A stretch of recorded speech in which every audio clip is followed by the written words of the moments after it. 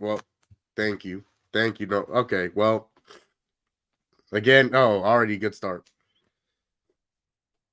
Thank you, Timmy Duncan, for letting me know that I'm an idiot and my audio was done or my I had no audio. Um, but okay, so what I was saying is, um, yeah, no facts. Appreciate you, bro, because that is insane. I don't know. You definitely did save my whole whole stream, bro, because I definitely had no idea that that my audio was down. But what I was saying is, bro, I've never been more bored in my entire life. I've never cycled through more YouTube videos, more TV channels, more streaming platforms, whether it was HBO or Hulu or Netflix. I've never cycled through more than I did last night. I have been there's been nothing to watch. There's been nothing to watch. I watched the D-backs. The D-backs played at 12:40. I'm a baseball fan. I watch almost every D-backs game. Watch that game. Watch them get dumped on. And after that, nothing. Nothing has been. Nothing's been on.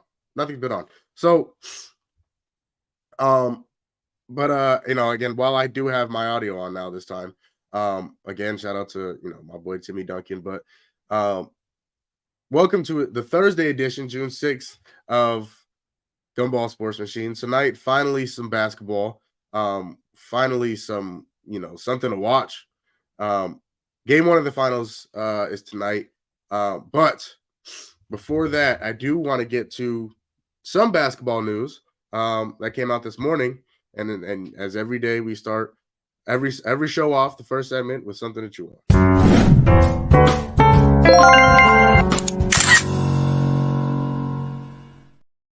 So it sounds like somebody needs to make up their mind, whether it's Rob Pelinka, whether it's LeBron, whether it's Jeannie Buss, but per Woj, and again, I don't know if it's a battle just between Woj and Shams or whatever it is, but per Woj this morning, Lakers are closing in on head coach Dan Hurley.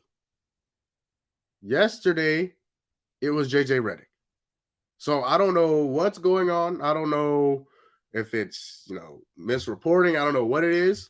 But Woj today reports that the Lakers are closing in and possibly finalizing a deal with back-to-back national championship winner, head coach for UConn, Dan Hurley. Over the next few days are in a full court press to convince Dan Hurley to come to LA. He has told them that he wants to hear them out. And I think the Lakers, Rob Pelinka, they want to put a program in place in LA. They don't want to just have coach to coach. They want to put a program in for the long term. They want Dan Hurley's player development program. The NBA is changing. You can't in LA anymore just trade 3 or 4 first-round picks to bring in a star player and think you can have a roster that can win. So when it came out yesterday that JJ Redick was the leading candidate for the Lakers head coaching job, I wasn't a fan of it if I'm a Lakers fan. If I'm a Lakers fan, I don't like it too much because he has zero head coaching experience. Usually, if or zero coaching experience in general, whether it's college or whether it's NBA. So usually when you're trying to make a push for the championship, you want somebody who has won at really any level, but really at a high level. JJ Redick definitely hasn't done that. Dan Hurley absolutely has done that. Back-to-back national championships with the UConn Huskies. Again, won it again this year against Purdue.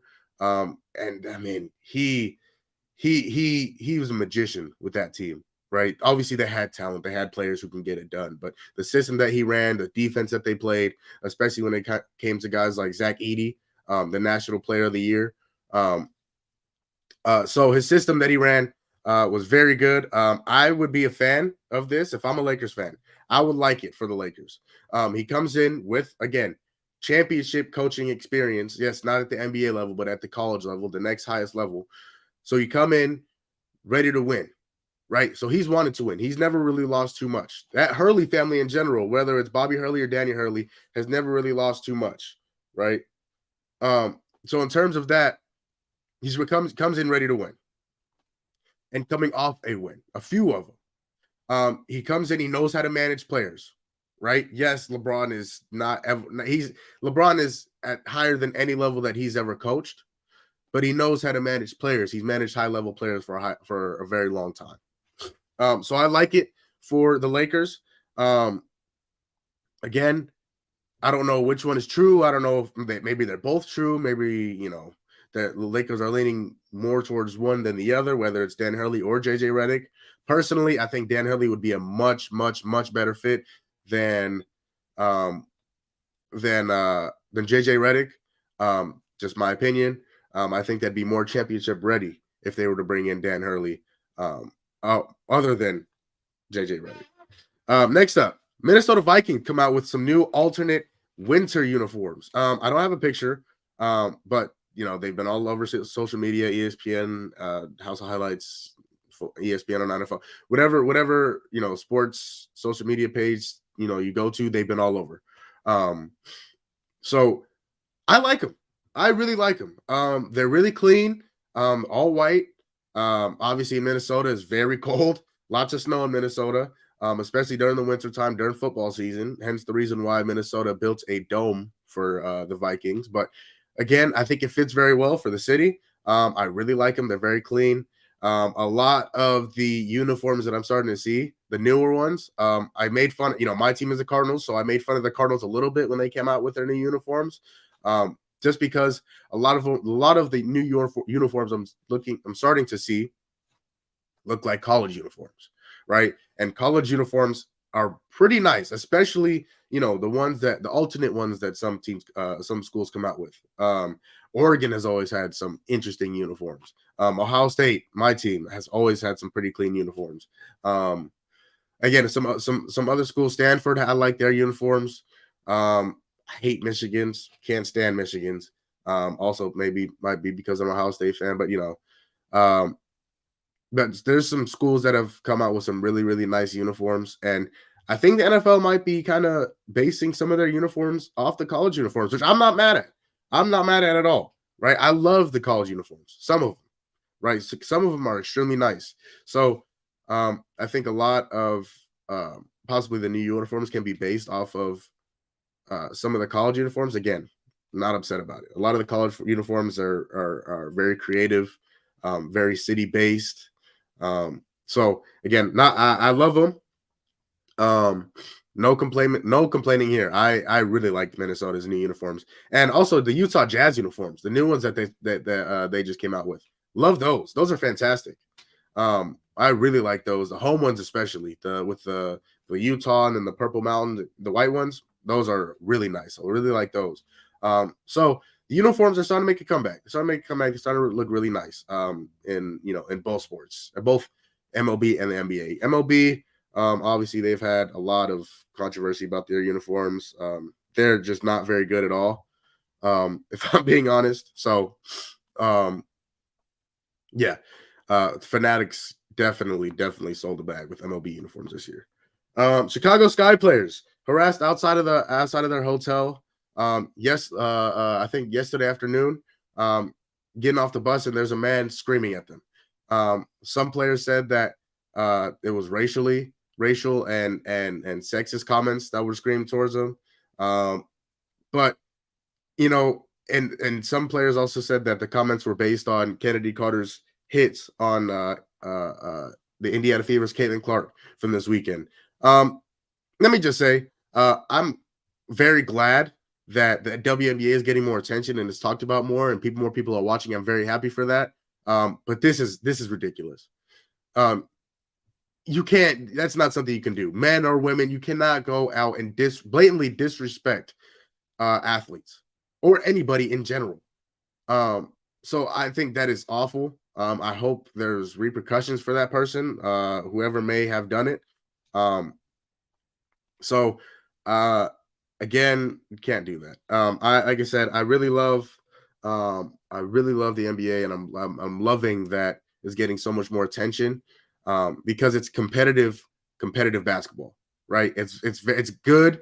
It's I really enjoy watching it. But again, I know it's not just me that enjoys watching it. So those other people who enjoy watching it, can't. I mean, you can't do that. That's not something you can do. Again, men or women, you cannot blatantly go out and disrespect and harass people like that. So that was just pathetic on that human being's end. I haven't seen the video. I've just been seeing the reports, but again, that's pathetic. You can't do that as a human being. You don't go out there and start, saying some stuff that you shouldn't be saying, especially towards other people who have done nothing to you. So it's never that serious. Never that serious. Matt Eberflus and Jim Harbaugh are the leaders, are the betting favorites for the 2024-2025 NFL season to win Coach of the Year. When I saw it, when I first saw it, it was kind of a shock to me, right? Matt Eberflus, Jim Harbaugh, really? Jim Harbaugh's first NFL coaching season back since 2014, 2013 or something like that. So it's been a while, so that kind of shocked me at first. What else? Matt Eberflus, I mean, it makes sense. Obviously having Caleb Williams, who's supposed to be a generational talent, who I'm sure is going to start day one. Somebody who they built a lot around, bringing in Keenan Allen, drafting Roma Dunze, obviously keeping DJ Moore, bringing in DeAndre Swift in the backfield. So really building around him. So that team could have success, some players on the defensive end. Obviously you have Jalen Johnson, who they brought back this year. You have pieces that can really make a difference and can help you win games. I can't see them winning double-digit games, but can I see them winning 7 games, 8 games, 9 games possibly? I can. That division, that NFC North is not nearly what it was a few years ago. Obviously, with Aaron Rodgers being gone, Kirk Cousins being gone, Minnesota's not going to be very good. But Jordan Love is still there. And he's one of the best up-and-coming quarterbacks. Extremely talented. And made the playoffs last year, won a playoff game, on the road in Dallas, blew them out. And then if it wasn't for a few bad decisions from Jordan Love, they may have gone to the NFC Championship game last year. So, again, Jordan Love, very, very impressive. So it's going to be a battle between those two young quarterbacks, between Jordan Love and Caleb Williams. But again, I wouldn't, just poo-poo on the idea of Matt Eberflus winning Coach of the Year. So, and he's a betting favorite. But look out for Jonathan Gannon. That's all I'm going to say. Look out for Jonathan Gannon. Be aware of Jonathan Gannon and the Cardinals this year, because they could make a huge jump. They had 4 wins last year. Don't be surprised if they win 8 or 9 games. Don't be surprised. The schedule isn't the toughest in the world either, right? The tough games that they do have are favorable, especially weather-wise. So look out, beware of Jonathan Gannon and the Arizona Cardinals. But that's going to close out something to chew on every day. First segment of the show. Go over the biggest, the top, the most talked about stories of the day, and I give my opinion on them. Or today I'm running solo, so I give my opinion on them. Or if I have somebody with me, we all give our opinion on the top stories of the day, and that's every day. Something to chew on, Monday through Friday, 10 a.m., first segment of the day. Now, get to the meat and potatoes of everything. Game 1 of the NBA Finals starts tonight in Boston. Dallas and the Celtics. I don't know why I had a brain fart there. Dallas Mavericks, Boston Celtics tonight. Game 1 in Boston. Finally, it feels like it's been forever since there's been a basketball game on. So definitely grateful for that. I'm going to get to my series predictions in a little bit. But before we actually get too deep into it, let me take a 60-second quick break, and we'll be right back. Finals predictions coming up.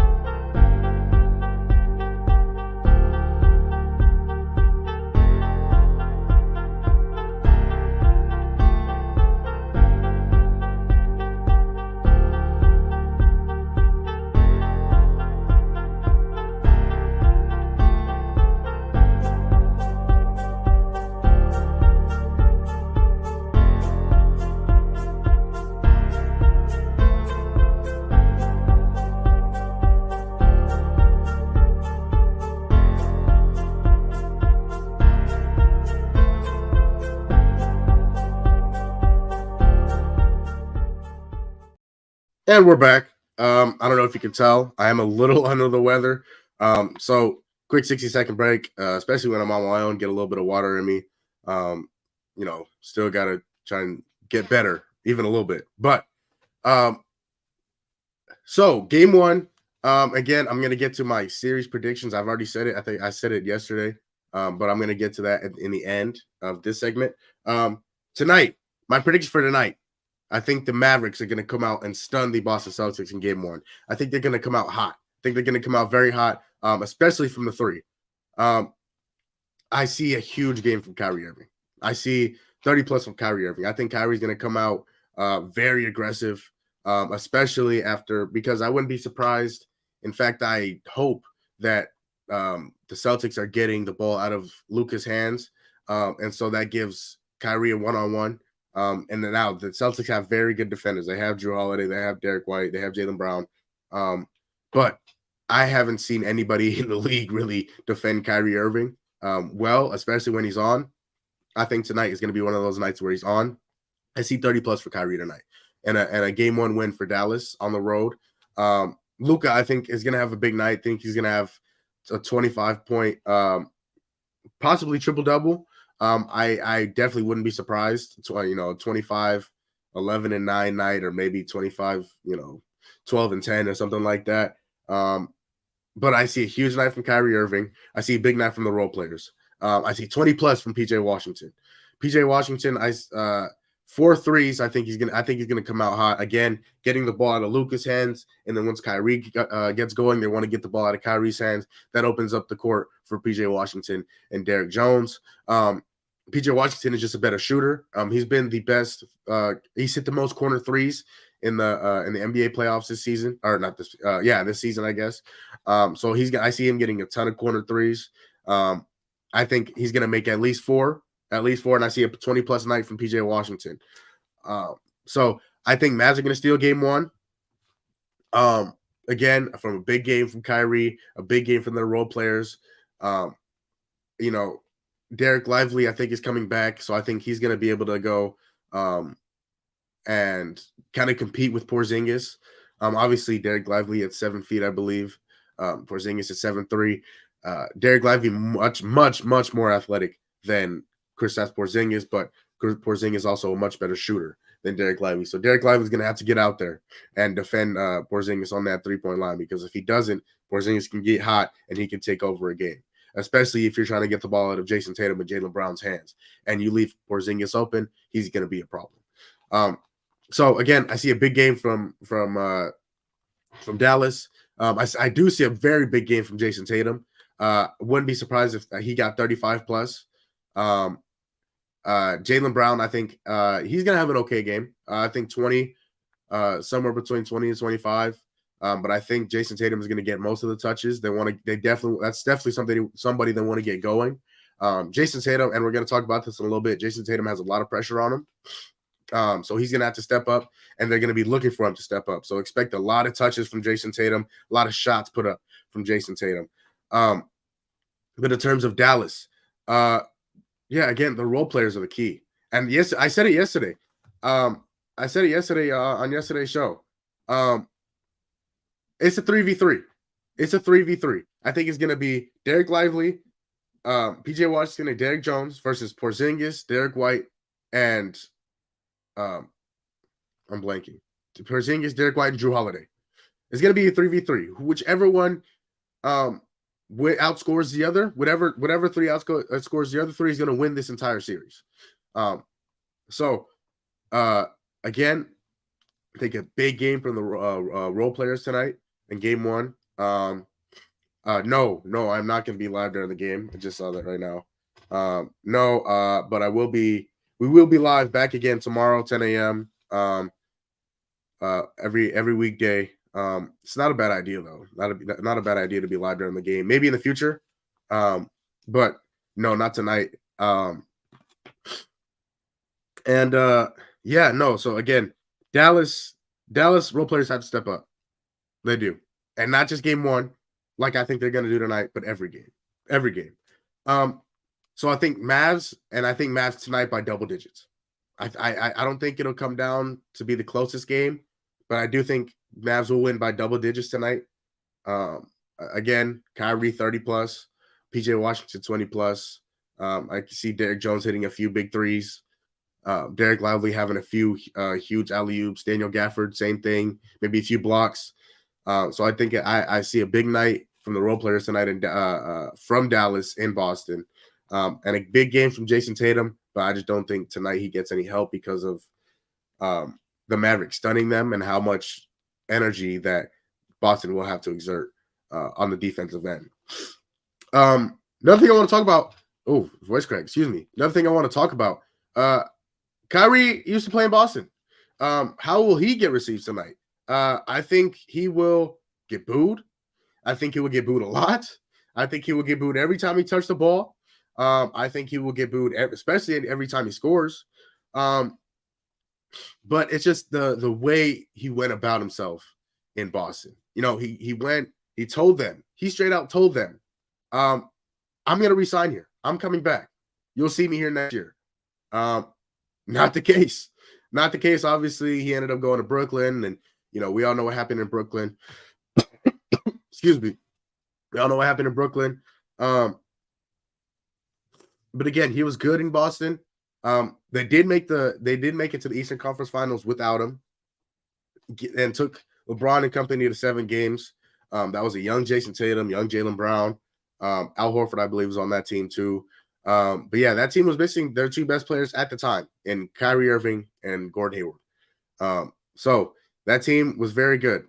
Went to the Eastern Conference Finals, took LeBron to 7 games. I believe they beat Giannis that year in the second round. So without Kyrie Irving, they were good. They never got back to that. They never had too much success with Kyrie Irving.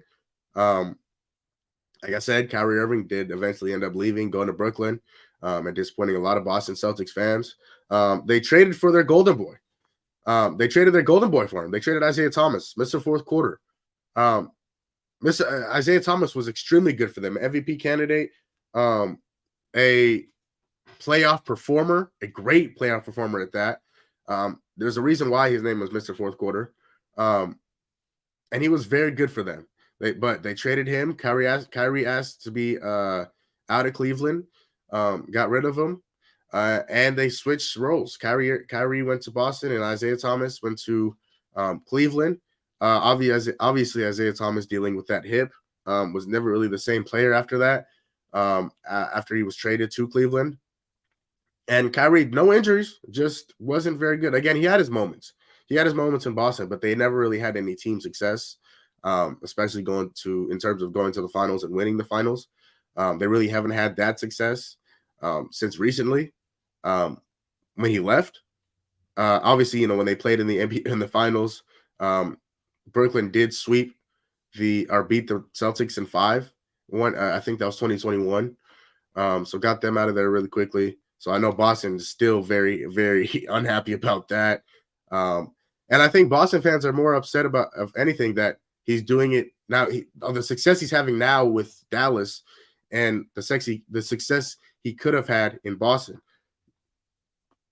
Excuse me. But you know, it's one of those things where it's a business. It's a business at the end of the day. The NBA is a business. He took off, went to Brooklyn, had a little bit of success in Brooklyn, got hurt, obviously in 2021, rolled his ankle against the Bucks in the second round series. And then obviously KD was fantastic in that series, but never really had too much success in Brooklyn either. So, but now I think he's matured. I think he's grown up a little bit now that he's in Dallas. He's okay. He's happy with being the second fiddle to Luka Doncic.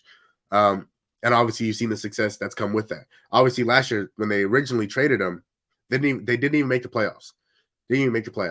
But now obviously you turn around, you add some pieces. You have the trade deadline that they have, the best one I think any team has had in years, in getting PJ Washington and Daniel Gafford at the trade deadline, 2 huge pieces, and making it to the finals in general. But yeah, they see the success he's having, the success he could have had in Boston. So I think they're a little envious of that, a little jealous of that. But obviously now Boston is in the finals along with Kyrie Irving and the Dallas Mavericks. So it's going to be a great series. Very, very excited. Finally, game one is tonight.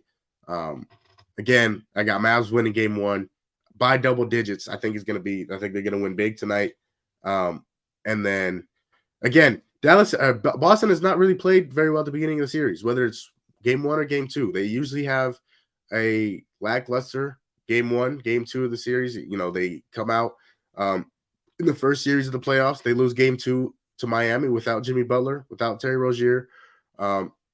Game two of Cleveland, they come out and they lose to Cleveland. Donovan Mitchell has a huge game. Cleveland takes that game.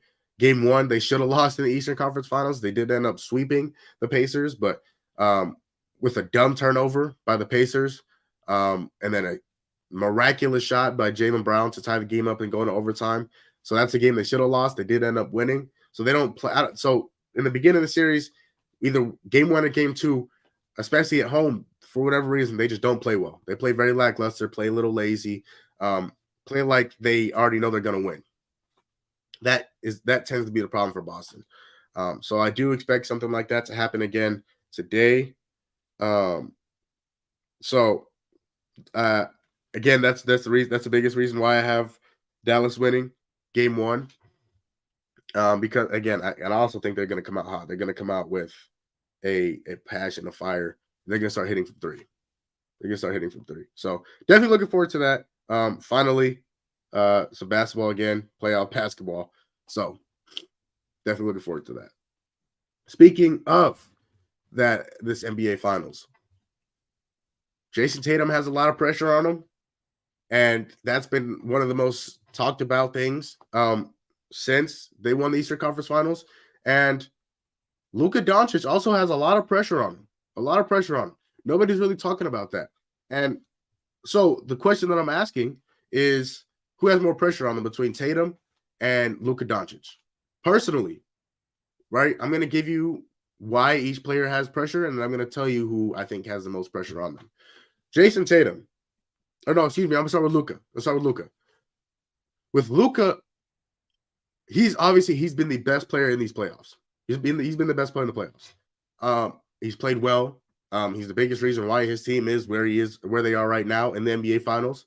So he's played very well. But will he get another chance? Will he get a chance as close as he is right now? Because obviously the West is ridiculous, right? Yes, I understand they beat 350-win teams. Or no, they did. Yeah, they did. Yeah, they beat the Clippers, who had 51 wins. They beat the Timberwolves, who had 56, and they beat the Thunder, who had 57, I believe, or something like 58. So they beat three very, very good teams, but those teams are only going to get better, and so is the rest of the West. So is he going to have a better opportunity than this to go out and win the championship? That's the biggest thing for me. And again, how well these players are playing. Derrick Jones is playing extremely well. He's playing at the highest level of his career. PJ Washington is playing very well. He's playing at the highest level of his career. Will they be able to help him out like they have this year? So he's gonna have to step up. He's again, I say step up like he hasn't played, but I'm gonna say step up even higher than the level he's played at. Right? You get a week off. He's been dealing with injuries. He's been dealing with a knee injury. He's been dealing with an ankle injury. Will you be able to step up to an even higher level and take your team and bring them to the promised land? And bring home another championship for Dallas, like Dirk Nowitzki did in 2011. Luka and Dirk were teammates at one point in time. So, and you saw in 2011, Dirk put his team on his back. Yes, he had Jason Kidd. Jason Kidd was very much aging that back then, right? So they had some pieces. Jason Terry, who came off the bench, a very good six-man. Excuse me. Will he get another opportunity like this? They haven't made the finals since 2001 or 2011. I'm talking about the Mavericks, right? If Dirk doesn't play the way he did, they don't get another opportunity like this. They haven't been to the finals in 13 years. So Dirk took his game to a completely another level. They beat the Thunder that year, right? Who was a very good team. KD, Westbrook, Harden. They beat very good teams. They beat the Lakers, I'm pretty sure, that year.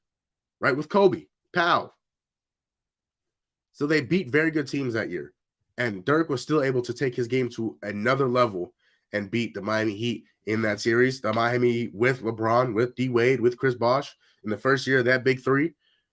And as you see, they didn't get another opportunity like that, but they also didn't need one because they went and won that finals of 2011.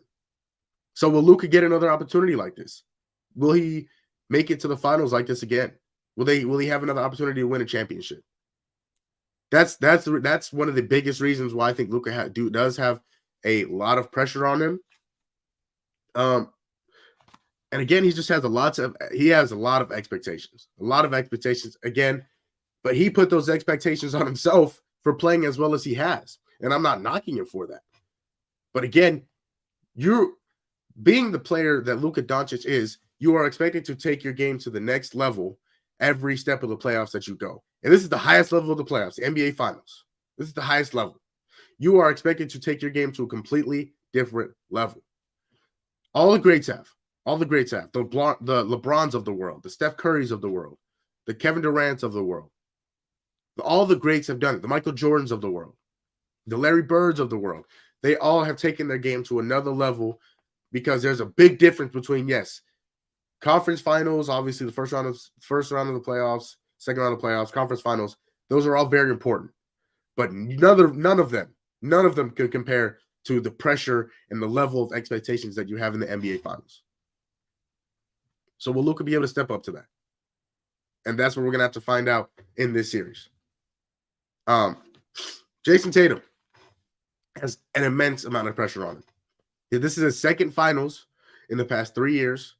2022, they lost to Steph Curry and company, who was amazing. Steph was fantastic in that series. And he was fantastic that entire year. He was fantastic in the playoffs. Again, obviously, I know it was a little bit different situation that year, but Steph he went out and beat Dallas that year in the conference finals. So and went and continued to really beat up on the Celtics. So again, he was able to take his level up to the next game, to the next step. Jayson Tatum wasn't. Jayson Tatum was not good in that series. Jayson Tatum was not very good in that series. And Jayson Tatum has a history of being inconsistent in the playoffs. He has been inconsistent throughout this entire playoffs in 2024. He's been inconsistent the entire playoffs. He hasn't been, in my opinion, he hasn't been the best player on his team in the playoffs. Jaylen Brown has filled that role. Jaylen Brown has been the best and the most consistent player for the Boston Celtics this entire year in the playoffs. Again, regular season a little different. But in the playoffs, Jaylen Brown has been the Celtics' best player and the most consistent player. Without Jaylen Brown, they don't have nearly the success that they have right now because of Jayson Tatum's inconsistency. Yes, he have a 30-point game. You have a 35-point game here and there. But you don't see the consistent 35 and then 30 and then 32 and then 27. And then, no, that's not what it is. He hasn't been very consistent throughout this entire playoffs. And again, they've been to the Eastern Conference Finals almost every year. Last year, they were down 3-0. They didn't win 3 straight games to come back, but lost in Game 7 in Boston to Miami. I mentioned it earlier. 2018. He was in the Eastern Conference Finals. He played very well in that series. Just ran into a bus on LeBron James. 2019. They didn't do very well in 2019. I think they got out in the second round, I believe. 2020. Eastern Conference Finals. Lose to Miami. In the bubble. Again, can't finish the job. 2021. Eastern Conference Finals. Loses to Milwaukee. Right? Milwaukee goes on to win the championship. 2022, they do get it done in the Eastern Conference Finals. But then sells the bag. I mean, it's terrible in the NBA Finals.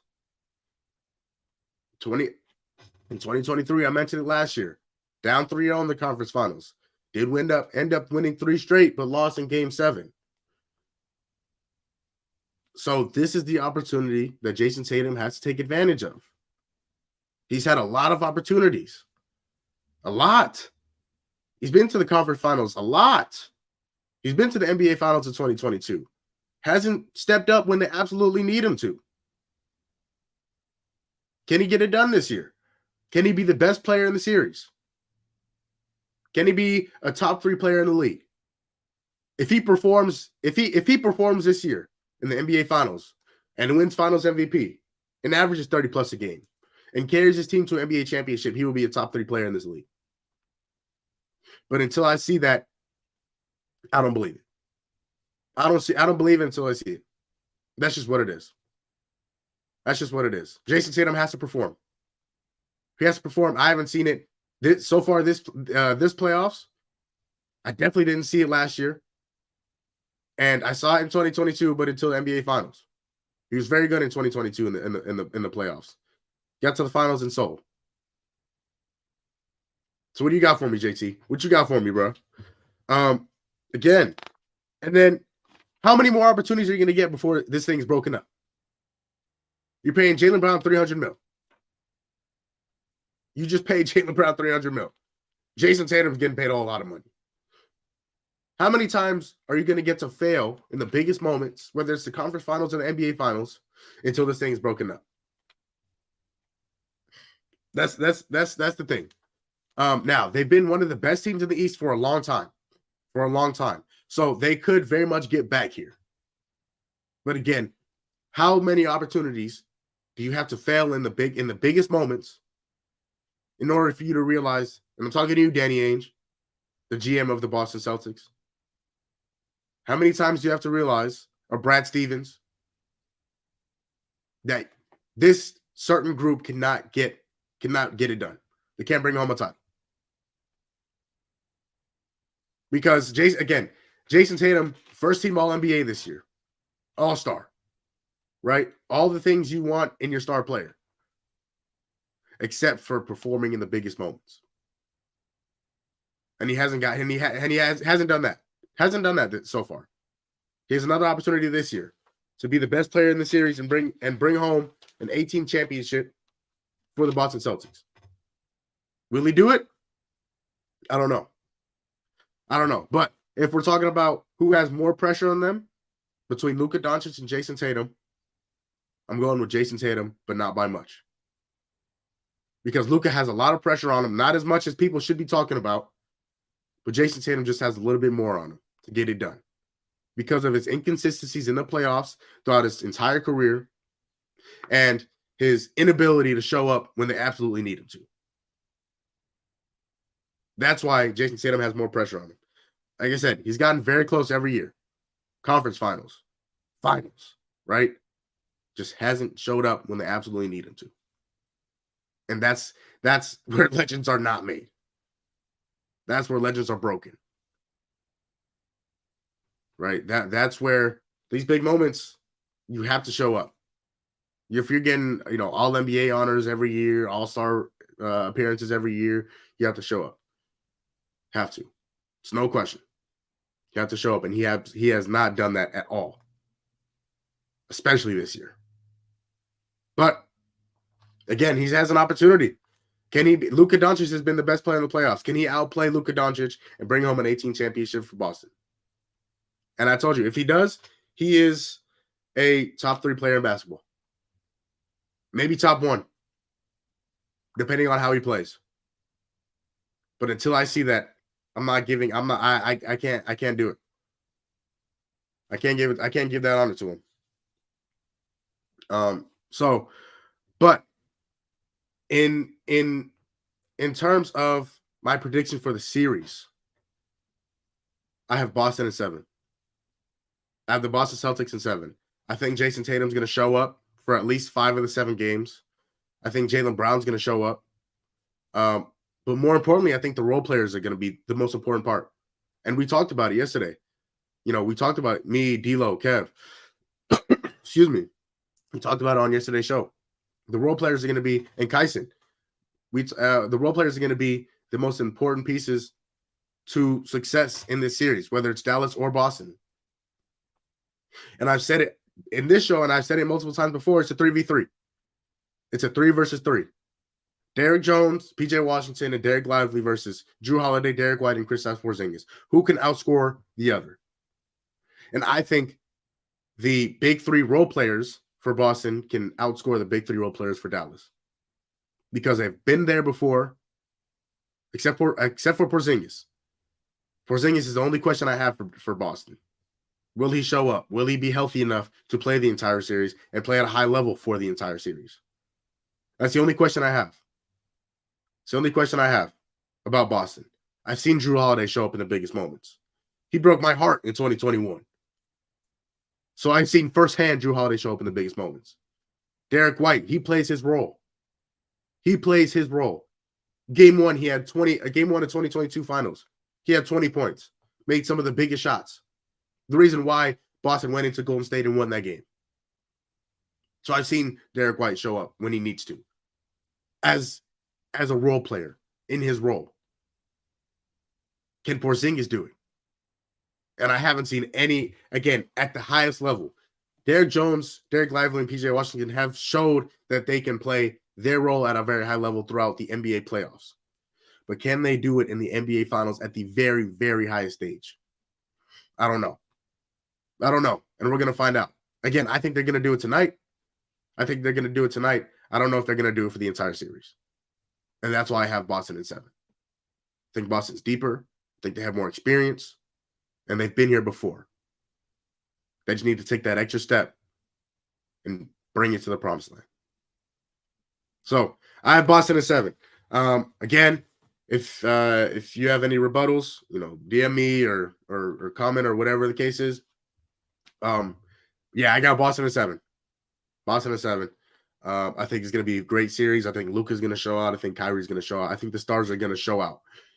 Like I said, it's going to be up to the role players. But we're going to take I'm going to take another quick 60-second break. Coming back, last segment of the show. Would you rather? We got a NBA/NFL. Would you rather? A few players who I'd rather take over one another. So that's coming up in 60 seconds. Be right back.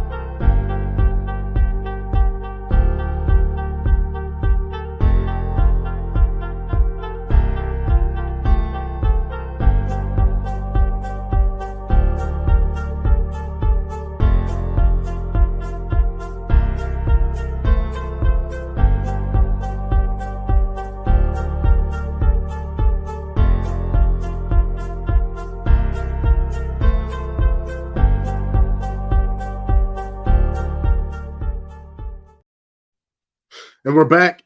Vape break. I definitely I don't be messing with the vape like that, man. Actually at all. I told you, man, listen, I don't, for whatever reason, I just feel under the weather. I don't know if it's just a cold or whatever it is, but I got my water. It's a red Solo cup, bro. So it's water in here, I promise. It's water in here. So, but we're back. Last segment of the show. Would you rather? Some of these may make a few people a little mad. Actually, I know one of them is going to make a lot of people a lot of mad.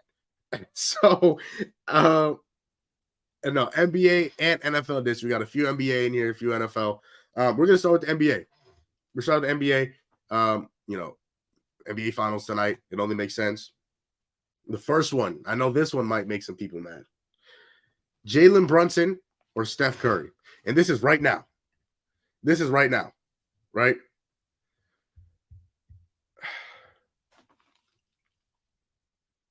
Stephen Curry is one of the greatest point guards of all time. He's one of the greatest point guards of all time. Top 3 for sure. Some people put him top 2. Some people put him 1. He's the top 3 for me all time. No doubt. But right now, and throwback to Max Kellerman. Earth on the line, aliens coming down. And I need to go win a game. You give me Jalen Brunson. Give me Jalen Brunson. After what I saw this year in the playoffs, hurt by himself, no help, out 3 starters. Give me Jalen Brunson. Give me Jalen Brunson. Again, no Anunoby. He lost Anunoby in the second round. No Julius Randle. He didn't have for the entire second half of the season. No Mitchell Robinson for most of the season. He came back a little bit at the end of the season, tried to play, got hurt again. And still put up the numbers he did. Carried his team to a 2nd seed. Who's the second scorer on that team? Dante DiVincenzo? He's a good player, but he's not a second scorer. And Jalen Brunson went into Philly, beat Philly as a 2 seed. In my opinion, one of the top 3 best players in the world, Joel Embiid. Went into Philly, beat Philly. Got him beat up out of there. Second round, you're facing a hot Indiana Pacers team, a fully healthy Indiana Pacers team with the Tyrese Halliburton, with the Miles Turner, with the Pascal Siakam, with the Andrew Nembhard, who was playing at a very high level, with the Aaron Nesmith, who was a long, big defender who was guarding him the entire series. Still put up numbers. Now, did he have his moments where he struggled? He absolutely did. But I'll tell you what, he wasn't in the locker room asking for oxygen. And you know who I'm talking about. That guy up there in Minnesota. He wasn't in the locker room asking for oxygen. He wasn't telling people that he didn't train enough to get to where they were or to get to where they wanted to go. He wasn't telling people that. Give me Jalen Brunson. Now, I know it's Jalen Brunson, Steph Curry. Steph Curry is still playing at a very high level. But right now, if I need somebody on my team to go out and win a game, or if I'm starting my franchise with somebody, give me Jalen Brunson. Give me Jalen Brunson 10 times out of 10. I know he's going to give me everything he has. I know he's going to give me a 30. And I know he's going to give me a chance to win the game. And he's going to try his behind off on defense. So give me Jalen Brunson. Give me Jalen Brunson right now. This one is going to piss some people off. This one's going to piss a lot of people off. I saw John in here. This one's going to piss him off. Kobe Bryant, God rest his soul. Kobe Bean Bryant or Tim Duncan. Tim Duncan, obviously the legendary San Antonio Spur, top power forward in the game that's ever played. Give me Timmy D. Give me Timmy D. Give me Tim Duncan. Multiple MVPs. 5 championships. Give me Tim Duncan. The fundamental king. Give me Tim Duncan. The reason why I say Tim Duncan, I came with backup. Tim Duncan was always the best player on his team. He was always the best player on his team. Now, there was an argument, yes, there was an argument for him and David Robinson. There absolutely was. But a majority of the rings he won, he had, again, very good players. Manu Ginobili, Tony Parker, Boris Diaw, a few other guys, and old stacks, Steven Jackson. Give me Tim Duncan. Kobe is a fantastic basketball player. He's fantastic. Obviously, he's one of the greatest players to ever touch a basketball. All time, I just have Timmy Duncan over Kobe Bryant in my list. Again, 2 MVPs to Kobe Bryant's 1. again, I bring up the role players, not exactly the role players, but I bring up the Manu Ginobilis of the world, the Tony Parkers of the world, to specifically talk about the help Tim Duncan had compared to the help Kobe Bryant had. And I don't want to talk about coaches because I think they're even on coaches. Kobe had Phil Jackson, Tim Duncan had Greg Popovich. So they cancel each other out. But at that point, Manu Ginobili, Tony Parker, or Shaq, the most dominant player of all time.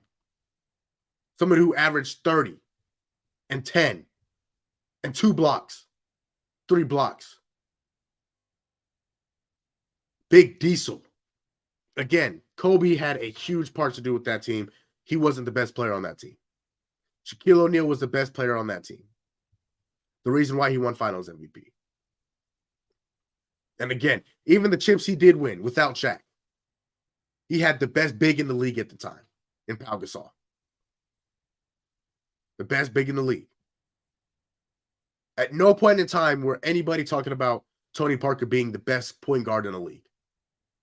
When you're in a league of the Steve Nashes and the Chris Pauls and the Steph Currys, at no point in time was Tony Parker ever talked about as the greatest point guard in the league. Yeah, Manu Ginobili, yes, he was talked about as, six man. He was talked about as a six man of the year. Yes, maybe one of the top, maybe 5 or 6 two guards in the league. But you're not putting Manu Ginobili in your top 15 players of all time. You're not putting Manu Ginobili in your top 10 players of all time. Shaq belongs in both of those. And again, I'm not discrediting Kobe because of who he had on his team. At the same time, Tim Duncan didn't have a Shaq. He didn't have a Pau Gasol. At least when he was winning championships. Again, there was a he did have David Robinson, who I'm sure helped him a lot in his career. But David Robinson is no Shaq. No Shaq. So again, that's definitely gonna piss some people off. But give me Timmy D over Kobe Bryant. No, it sounds crazy, but that's what I'm taking. A battle of the enforcers. Dennis Rodman, Draymond Green. Give me Dennis Rodman. Give me Dennis Rodman every day of the week that ends in Y. Why? I don't know. I don't know. I don't know why, but I do know that Dennis Rodman is gonna obviously play defense, one of the greatest defenders of all time, as is Draymond Green. But Dennis Rodman just had a different energy to him. And the thing is, now they both had their dirty moments. They've both had their questionable moments. But here's one thing I know about Dennis Rodman. Dennis Rodman is gonna do enough, but most of the time he's not gonna do enough to get himself ejected or suspended. Draymond Green, we've seen multiple times. We saw him getting suspended in Game 6 of the 2016 NBA Finals. Probably one of the biggest reasons why they lost that year.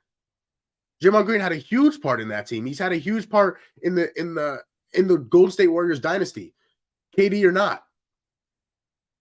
And so him getting suspended in Game 6 and doing all that extra stuff with LeBron, I don't know. That's a huge loss. That's a huge loss. Dennis Rodman was never suspended in the finals when they absolutely needed him. He was there getting his 20 rebounds a game, 2 points, 3 blocks, whatever it was. He was there. Draymond Green has had his moments where he's not there because of his own decisions. This past season, for example, he missed 13 or 14 games because he wanted to hit Nurkic in the face. What are we doing? Because now you're missing games as your key part for your team, and now your team's losing. So give me Draymond Green. We got a few more minutes here. Now we're going to football. Moving on to football. Excuse me. Prime DeAndre Hopkins, D-Hop. D-Hop, one of the best receivers of the 2010s decade. The prime Stephon Diggs. Now a Houston Texan, had a very good career in Buffalo and kind of started off in Minnesota. Had a pretty good tenure in Minnesota. But you know who I'm taking. You know who I'm taking. Give me D-Hop. The best hands in the league. It's still an argument now that he has the best hands in the league, but definitely the best hands in the past 5 years. Definitely the best hands in the past 5 years. Stephon Diggs, very good. He's very crisp route runner. But I don't know if he can go get a 50-50 ball like D-Hop can. I don't know. I don't know if he can go get a 50-50 ball like D-Hop can. So give me DeAndre Hopkins. Did more with less. He didn't get a good quarterback until Deshaun Watson. And then Kyler Murray. And even D-Hop elevated Kyler Murray's game. So, again, I guess you could say Stephon Diggs did the same for Josh Allen, but I think Josh Allen, obviously we're going to see more this year. But I think I think Josh Allen would be a great quarterback with or without Stephon Diggs. I think he'll be better with Stephon Diggs, but I think he'll still be good. Patrick Willis or Brian Urlacher? Give me Brian Urlacher. Patrick Willis was a monster. Obviously, nobody wanted to see Patrick Willis in the open field. Nobody. Because if he had his sights on you, you're going to the 10. You're going to the 10. You're getting carried off the field. But Brian Urlacher wasn't as good as didn't hit as hard as Patrick Willis, but wasn't far off. Urlacher's better in coverage. He's a better coverage. He's a better Mike linebacker. Right? So, and obviously playing alongside Lance Briggs, another great linebacker. I think Brian Urlacher made him a lot better. So, between Brian Urlacher and Patrick Willis, give me Brian Urlacher. Last one. Again, and this might make a few people mad. Patrick Mahomes, Joe Montana. And if you know me, if you've watched the show, if you've seen the clips, you know I'm going with my homeboy. Give me my homeboy, Patrick Mahomes, every day of the week and twice on Sunday. Joe Montana was fantastic. He was fantastic. But in terms of weapons and resources that he had, Joe Montana had the greatest receiver of all time. Is he the same without Jerry Rice? Is he the same without Jerry Rice? I'll tell you what. And people, Mahomes had Tyreek Hill. Mahomes had Tyreek Hill his first Super Bowl. Yes. One of the best receivers in the league. He's won 2 more without him. 2 more without him, and 2 more without a Pro Bowl or All-Pro wide receiver. Yes, he had Travis Kelce. I understand that. But in 2019, his defense wasn't very good. Kansas City's defense wasn't very good, I'm talking about. Last year, his defense was very good. I will say, Kansas City's defense was not the best in the league, but it was top 5 for sure. And you can see whenever Mahomes has a top defense, they go and win the Super Bowl. Whether you're playing a loaded 49ers team in the Super Bowl with Purdy and McCaffrey and Debo and Ayuk and Kittle, or whether you're playing an Eagles team who put up 31 on the Kansas City defense. Again, not a very good defense the whole year. And then to go down 14-0 and then still come back. Again, without an all-pro wide receiver. Again, yeah, I understand he had Travis Kelce. But I'm talking about out on the edge, wide receivers. Didn't have a Jerry Rice. But he made plays.